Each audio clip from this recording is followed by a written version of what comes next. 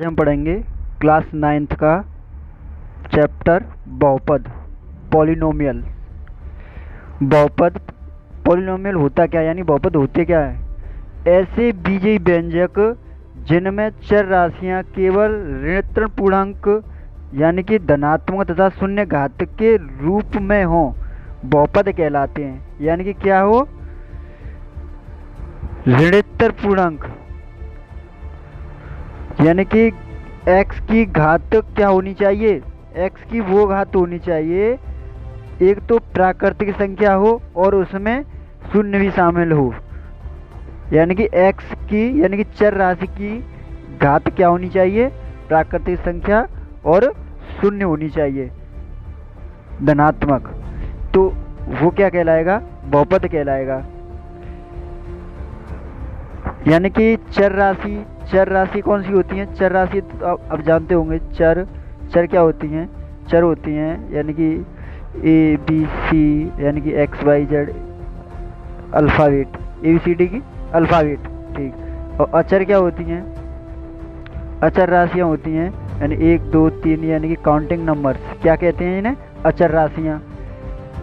तो चर राशि की घात हमें क्या होनी चाहिए? हमारी प्राकृतिक संख्या और शून्य होनी चाहिए। तो वह क्या कहलाएगा? बहुपद होगा। तो हम बहुपद को ऐसे पहचानेंगे। अब आती है बात, ये कैसा बहुपद है? ये बहुपद है, ये द्विघाती बहुपद है। क्या है? इसमें सबसे बड़ी घात क्या है? x की सबसे बड़ी घात क्या है? x की सबसे बड़ी घात 2 है। तो क्या होगा? द्विघाती बहुपद। इसमें x की सबसे बड़ी घात क्या है? इसमें x की सबसे बड़ी घात है 3। तो ये त्रिघाती बहुपद होगा, त्रिघाती बहुपद। और ये क्या है? x की क्या है? एक घात है। तो ये कौन सा होगा? रेखिक बहुपद। क्या होगा? रेखिक बहुपद। ये हो गए रेखिक बहुपद।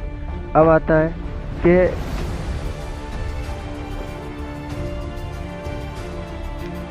रेखिक बहुपद हो गया। अब आती हैं बहुपद कितनी पद का है? तो अगर ऐसा लिखा है 2x² प्लस के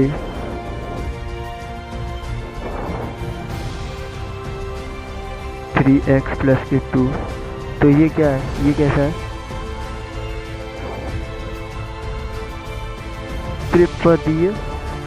त्रिपदी बहुपद। और जिसमें दो पद हों ऐसे, तो वो क्या कहलाएगा? द्विपदीय। और जिसमें एक पद हो यानी कि 2x क्यूब, तो ये क्या होगा?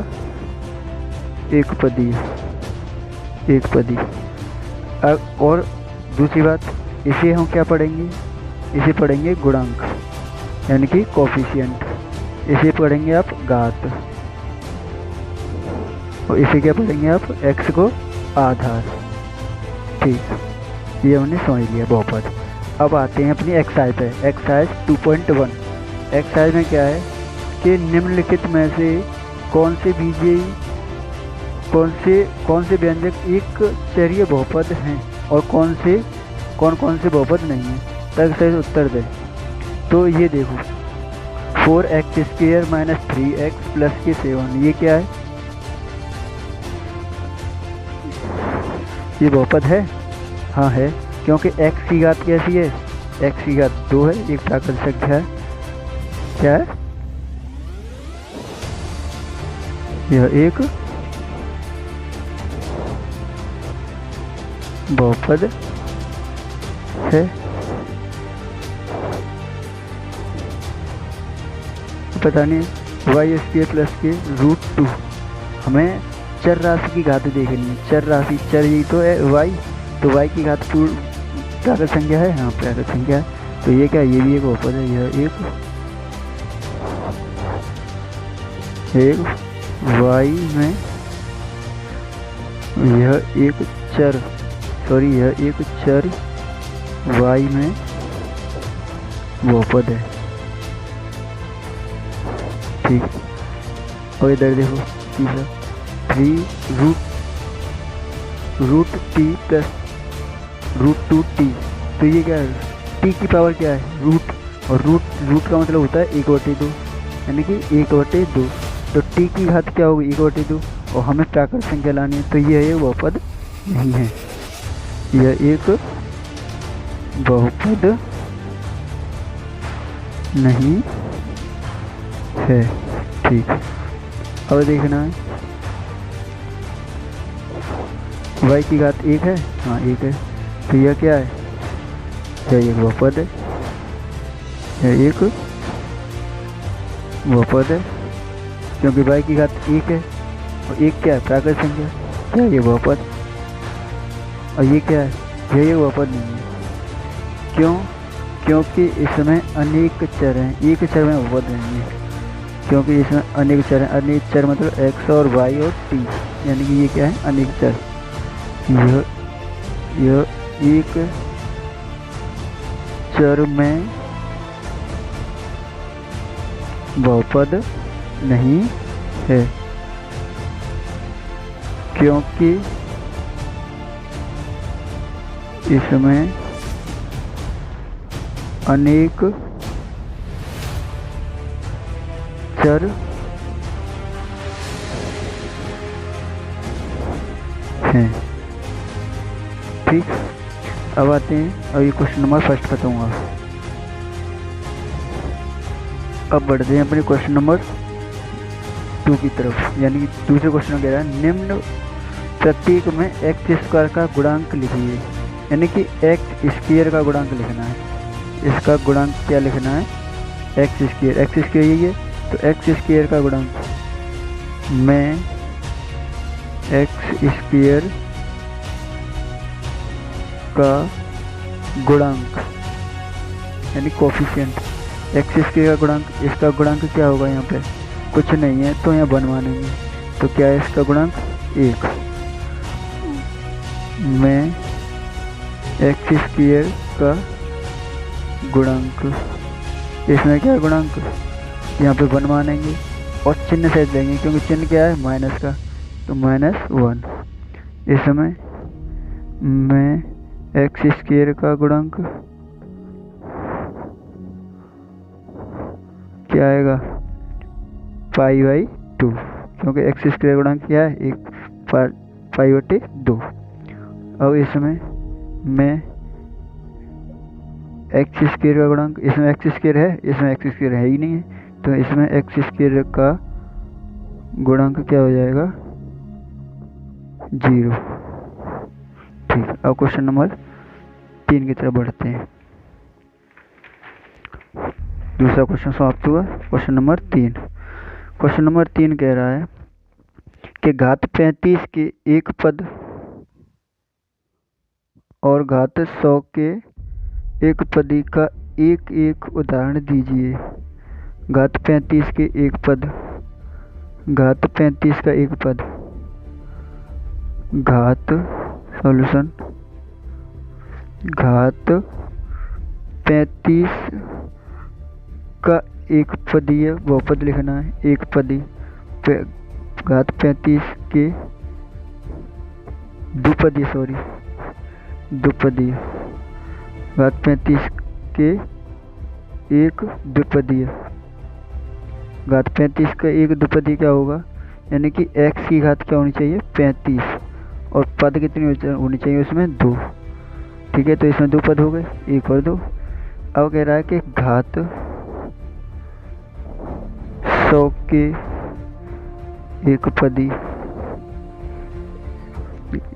x की घात क्या लेनी है, x y की जो भी जिसकी भी घात लेनी है क्या लेनी है 100 लेनी है, और पद क्या है एक पद ही लिखना है। यहाँ पे आप गुणांक में कुछ भी लगा सकते हो, 1 2 4 6 5 जो भी लगाना है लगा सकते हो, 6 या 5 जो भी, 6 लगा दिया मैंने। ठीक, तो ये हो गया एक पदी ये दो पदी और घात 35 लिखनी थी, इसमें घात 100 लिखनी थी। अब आते हैं क्वेश्चन नंबर 4 की तरफ। क्वेश्चन नंबर 4 कह रहा है निम्नलिखित में से प्रत्येक बहुपद की घात लिखिए। प्रत्येक बहुपद की घात लिखनी है, तो इसमें बहुपद की घात क्या होगी? बहुपद की घात सबसे बड़ी घात लिखनी है बहुपद की। बहुपद में सबसे बड़ी घात क्या है? 3 है, तो बहुपद की घात 3 हुई। इसमें बहुपद की घात क्या है? बहुपद की घात कितनी है इसमें? इसमें भी 3 है, तो 3 हुई। इसमें बहुपद की घात यहाँ पर कितनी हुई? बहुपद की घात टी की घात कितनी है? 1। कुछ नहीं है तो फिर 1 मानते हैं। इसमें बहुपद की घात इसमें चर राशि नहीं दी है, अचर दी है, तो इसकी अचर राशि की घात मानते हैं 0, तो इसमें होगी 0। ठीक। अब आते हैं क्वेश्चन नंबर 5 की तरफ। क्वेश्चन नंबर 5 कह रहा है निम्नलिखित का रेखिक द्विघाती बहुपद में वर्गीकरण कीजिए। यानी कि बताना है ये द्विघाती है त्रिघाती है। ये कैसा है? कैसा बहुपद है? द्विघाती, क्योंकि यह सबसे बड़ी घात क्या है? 2 तो सबसे बड़ी घात 2 है, तो ये क्या हो गया? द्विघाती बहुपद। ये इसमें क्या है? सबसे बड़ी घात 3, तो क्या हो गया? त्रिघाती बहुपद। इसमें क्या सबसे बड़ी घात 2, तो यह द्विघाती बहुपद।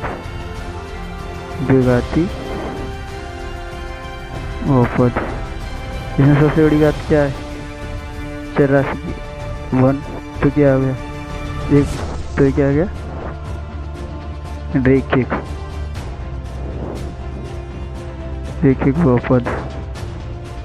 इसमें क्या सबसे बड़ी घात 1, तो ये भी रेखिक बहुपद।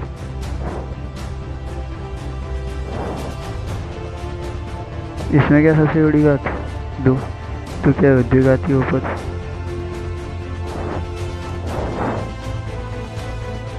इसमें क्या सबसे बड़ी घात 3, तो ये हो गया त्रिघाती बहुपद।